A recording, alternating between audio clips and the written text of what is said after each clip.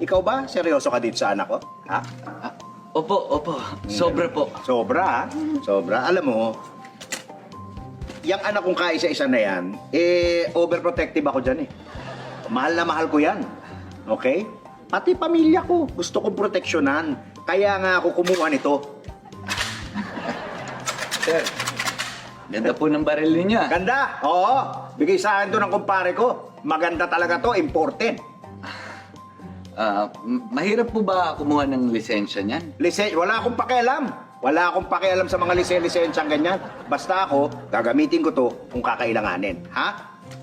Naku po, delikado po yan. Baka matsyempohan po kayo, mahuli kayo. Pwede po kayo makulong. Kulong ha? Kulong ha? Wala akong pakialam sa mga kulong-kulong na ganyan. Basta ito, sinasabi ko sa'yo, importante, proteksyonan ko yung pamilya ko. Kahit ano gagawin ko, kahit illegal.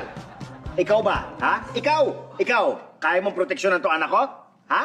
Sa tingin ko naman po, kaya ko. Tingin ha? Anak, baka kung kani-kanino ka sumasama ba? Oy, ano ba trabaho mo? Pulis po ko.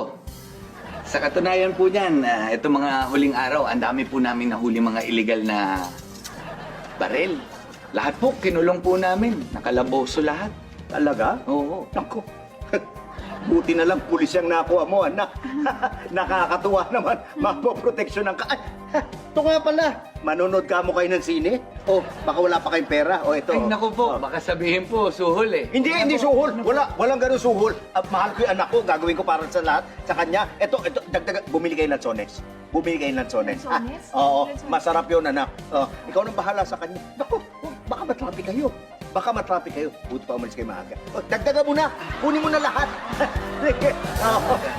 Ito na may